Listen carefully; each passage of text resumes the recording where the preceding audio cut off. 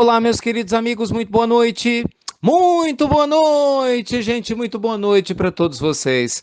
Começando com carinho de sempre, mais uma pílula do nosso amado Evangelho. Nosso desejo de luz e paz ao seu coração, à sua vida. Para participar do bate-bola do bem é fácil. Entra no site institutonamastê.com.br.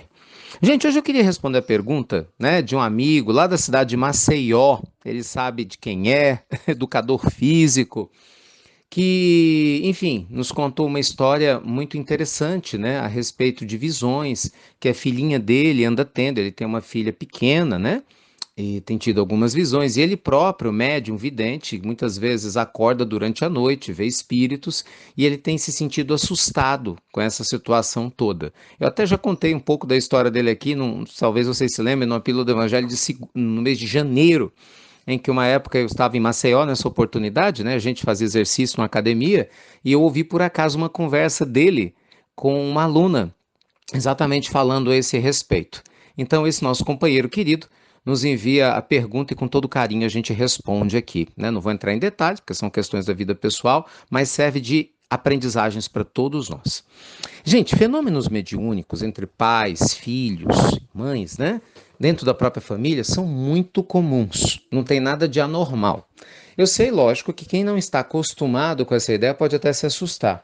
Mas o fenômeno mediúnico, ele faz parte da natureza humana. Né? A mediunidade não é uma punição, nem é um prêmio de ninguém, é uma característica que a gente acaba trazendo ao reencarnar com o objetivo de nos colocarmos em contato com o mundo maior de uma maneira mais próxima, de maneira mais profunda. O que acontece é que, pela falta de conhecimento adequado, até porque muitas religiões não estudam adequadamente a mediunidade, e a própria ciência agora tem se aberto aos estudos da mediunidade, então muita gente às vezes se vê no meio dessas situações e toma uns sustos. É que é natural, né? Imagina você acordar no meio da noite e se vê um espírito na beira da tua cama. Né? Você de repente ouvir um grito ou alguém tentando chamar a sua atenção, você procura ver quem é e de repente descobre que não tem ninguém do teu lado, né? E muitas vezes até realmente conversa com entidades que já desencarnaram. Isso não faz parte do nosso cotidiano, né? Do nosso dia a dia, mas é algo normal, porque desde que o mundo é mundo, nós temos na Terra milhões e milhões de pessoas, né, com mediunidades nessa linha e outros incontáveis com mediunidades diferentes, já que todos nós somos médiuns de alguma forma, num dado grau, numa dada intensidade, como muitíssimo bem nos ensinava Allan Kardec em seu inesquecível Livro dos Médiuns. Dito isso, gente, o que a gente pode fazer nesse contexto? Por que essas coisas acontecem? Vamos lá. Possibilidade número um. Muitas vezes o mundo maior, inclusive o seu próprio anjo guardião, pode permitir que esse tipo de situação aconteça para te assustar e chamar a sua atenção. Para que você faça, por exemplo, o que você acabou de fazer. Buscou orientação aqui na pílula, mas talvez busque orientação em algum grupo espírita, com outro grupo, que você certamente talvez não procuraria, né, se não tivesse se sentindo, digamos, acuado, né? Sem respostas. Muitas pessoas, gente, chegam na vida espiritual para estudar as questões espirituais, por quê? Porque querem respostas. Então, não raro, para gerar esse estímulo na gente em buscar respostas, o mundo maior permite que algumas situações desconfortáveis nos chamem a atenção. Então, essa é a hipótese número um e quase sempre se aplica a todos os casos. Tanto que na hora que você procura um lugar para estudar. Nesse caso, não tem jeito, né? A instituição espírita é a mais adequada porque é onde se estuda a mediunidade com seriedade, é onde se tem um conhecimento mais a fundo desse processo. Mas, quando a gente começa a entender esse dinamismo e ainda assim os fenômenos continuam, é porque já é uma segunda fase. Né? Se você está nessa segunda fase, você já estuda, você já trabalha a parte mediúnica, que eu sei que não é o caso da maioria, mas alguns sim, e ainda assim o fenômeno continua. Por quê? Porque é para você ajudar.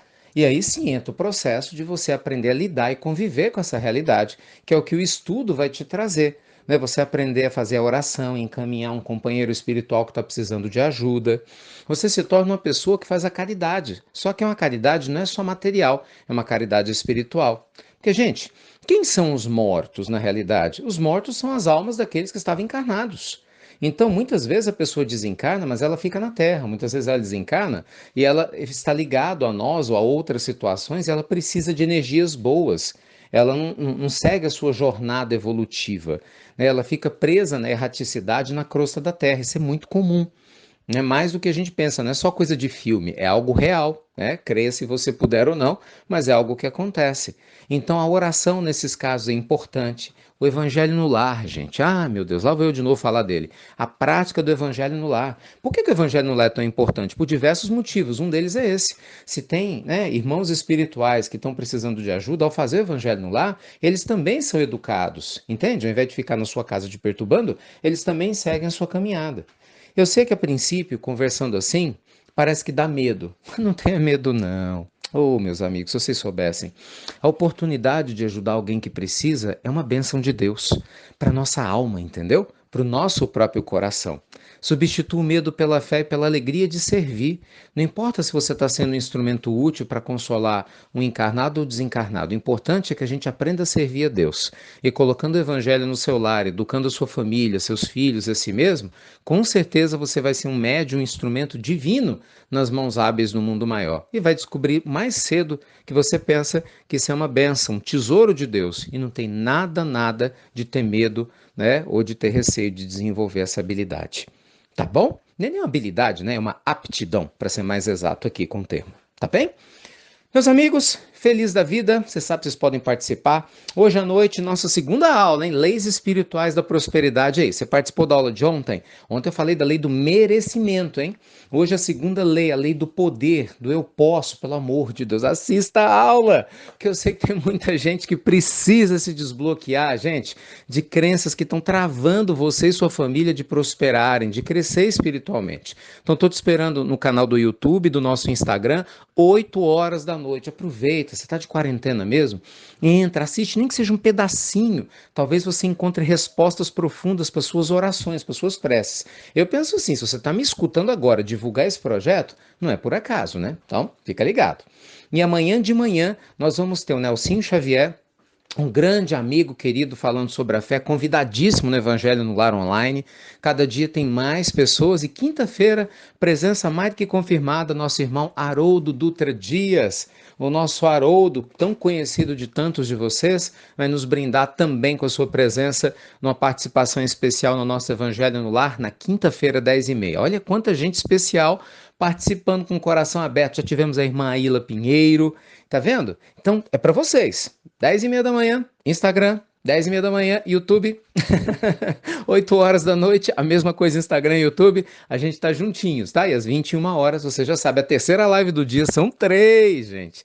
3 é para te ajudar na área financeira, porque muita gente está precisando e ó, tem que desbloquear a mente para muitas possibilidades, tá bom? A gente te aguarda então, beijo no seu coração, obrigado por compartilhar as pílulas do nosso amado evangelho. E você já sabe, se sabe. Até breve, até muito, meus amigos, muito breve.